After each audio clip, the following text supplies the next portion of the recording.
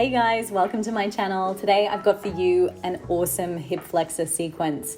It's going to both strengthen and stretch and mobilize the hip flexors, but you need to do the whole sequence. So make sure you get through to the end of this video. If you guys commit to this full sequence consistently, you are going to feel loosey-goosey in the hips without feeling unstable. So there's a whole mix of strengthening things as well as stretching things, and it's important that you hit all of them. This is key. Remember, we want strength and flexibility. Okay, for this sequence, you're gonna need a band. If you don't have one, you can tie a towel in a loop. It just won't have the same elastic effect. You'll also need a chair or a couple of blocks. And look, I don't have a chair, so I'm actually just using this side table thingy and it works fine. Alrighty, we're gonna begin on our backs in a hollow body hold with a hip flexor isometric hold. So come into the hollow body position, draw the belly in.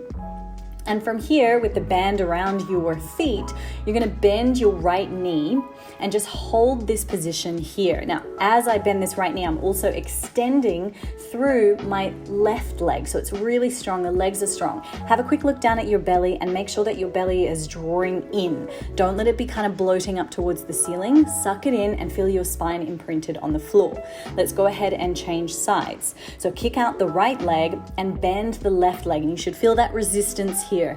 Now what that's doing is switching on your hip flexors, essentially. It's an isometric strengthening hold. We're gonna wake these bad boys up. We wanna strengthen them.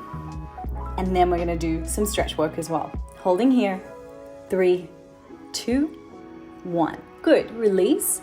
And then we're just gonna turn over into an all fours position.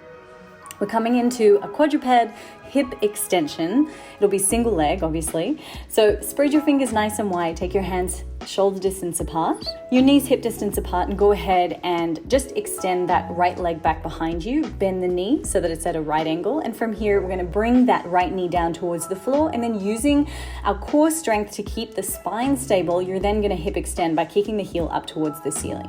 Good, come back down for another 9, 8, make sure your belly draws in. 6, I'm not moving my spine. 4, 3, 2, and 1. Good, replace it down, other side. So we're gonna kick that left leg back, bend the knee, belly pulls in, push into the floor. Let's go for 10, 9, put your mind in the muscle. So don't just perform these movements kind of willy-nilly. Try to focus on the glute, the belly, everything working hard here. 3, 2, and 1. Good, release it back down. From here, tuck the toes and press back into downward facing dog. If that's not available to you today, it's okay, just lift the knees slightly. We're gonna move into lizard pose with the back knee raised. So what I want you to do is step the right foot to the outside of the right hand. So you're gonna bring it all the way forward. If it doesn't make it, grab your ankle and just help pull that foot further forward. Now from here, I'm actually gonna keep my back knee lifted. So I'm gonna really stretch and straighten it back. I'm driving through that left heel as much as possible while also opening through the hips. Turn out your right toes slightly. Good, from here, we're gonna bring the right knee down towards the right foot. We're gonna take a breath in here and exhale. Good, from here, I want you to inhale, twist up towards the ceiling. Good, reaching that right arm up towards the sky. Good, and then bring it back down. Inhale from here, exhale, twist again. Inhale, come down, exhale, twist. Inhale, come down, exhale, twist. Inhale, come down, and then exhale, twist. Good, replace the hands back down to the floor, and then step back into downward facing dog. Walk out through the heels a little bit here. You can stretch out through the hamstrings again. If down dog is not for you today, that's okay. We're then gonna swing that left foot forward to the outside of the left hand, coming into lizard pose on the left side. Now, really gotta firm up your right glute, push through the right heel to really open and stretch through the front of that right hip. Now we're also getting a nice hamstring, groin, glute stretch on the left side this time. So turning out your left toes, we're gonna inhale, bring the elbow down towards the floor, left elbow down. And then exhale, I'm gonna twist around and reach. Now just watch here, and I didn't say this on the other side, but what I want you to do is squeeze the right glute. Okay, so make sure that your heel doesn't turn out to the side. We wanna keep opening through the front of the hip. We need to keep the pelvis as square as possible. Inhale, come down, exhale, twist. Inhale, come down, exhale, twist. Inhale, come down. Exhale, twist. One more time. Inhale, down. And exhale, twist. Good. Let's step it back into downward facing dog or just into an all fours position. Pause here for a second. We're going to move into pigeon pose for a longer passive hold. So what I'd like you to do is bring the right knee forward to the back of the right wrist.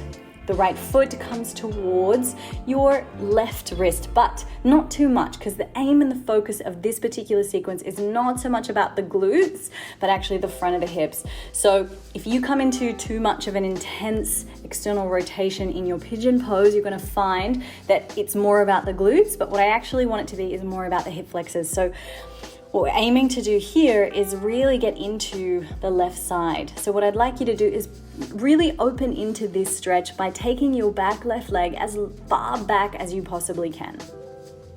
And we're going to stay upright here. So come up to the fingertips. This is where blocks really come in handy to just keep you a little bit more upright. I want you to imagine that you're tucking your tailbone. So it'll be difficult to do so, but you want to squeeze that left glute and try to feel as though you're tucking the tailbone down. At the same time, I'm lifting up onto my hands and really opening through the front of that left hip. This is a really beautiful pigeon variation. Most people, when they come into pigeon, they just kind of drop down, but this really hits the front of the hip. Really good if one of your goals is to stretch into the splits eventually. Okay, we're going to take 3 more breaths here. So inhale deeply, exhale fully. Just relax your shoulders, but as you exhale, maybe keep squeezing through the hips a little bit here. So squeezing through that left glute. Inhale again. Exhale, see if you can sink any further or move that left leg further back behind you by just tucking the toes and just maybe it's a centimeter, maybe it's a millimeter. Good, one more breath in. This time you're going to take your hands off the floor and you're going to balance here. If you need one hand down, that's fine, but just take it off and we're going to hold. And what I want you to really start to do is contract your hips together. So I want you to feel as though you're trying to actually close your legs. You're kind of trying to bring the knees together. For another 5, 4, 3, 2, 1. Now I want you to do the opposite. Now I want you to spread your knees apart. So right knee goes forward, left knee goes further back for 5, 4, 3, 2, 1. And then we're going to go ahead and fold forward. Nice deep breath here in this forward folding pigeon pose. Hands come down to the mat, step back, downward facing dog or to an all fours position. Beautiful. Let's go the other side. Okay, left knee comes to the back of the left wrist. Left foot comes towards the right hip or right wrist as well, but not so much so that you're only feeling this in your glute. Okay, so I want you to be able to keep the hips square. I want you to be able to stay as upright as possible. If you go into too much external rotation, the torque will be more on the glute, the piriformis, on that left side, when in actual fact, we just want to feel sensation through the right. Okay, so staying nice and upright here, shoulders relax, face relaxes. You can close your eyes or keep them open. I want you to really lengthen the right leg back behind you as much as possible and squeeze into that right glute a little bit.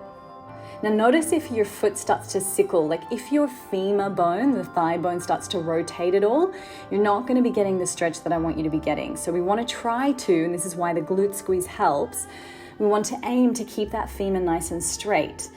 We also want to keep everything just in alignment here. If you feel any discomfort in the back knee, you can always place a cushion underneath your knee as you do it. This will also help to increase the hip flexor stretch on that right side.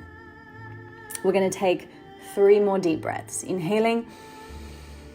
Exhale 1, squeezing the glutes, seeing if you've got any space to go deeper. Keeping an upright position. Exhale 2.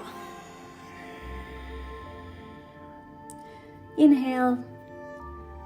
Final exhale 3. Okay, taking the hands off, we're trying to squeeze the knees back together. So it's almost like I want to bring my right knee to my left knee, my left knee to my right knee for another 5, 4, 3, 2, 1. Now the opposite. Let's move in opposite directions, spreading them apart for another 5, 4, 3, 2, 1. Beautiful. Let's come down to the floor. Nice, relaxing forward fold in this pigeon position. Beautiful. All right, hands to the floor, come back into downward facing dog. If you're not doing down dog, then of course you can go onto your knees. We're gonna move into a lunge position just for some hamstring stretches here.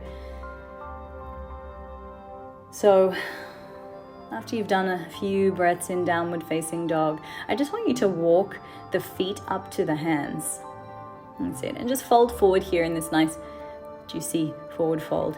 Shake out your head yes and no. Put your fingertips onto the floor here and step the left leg back into a long lunge.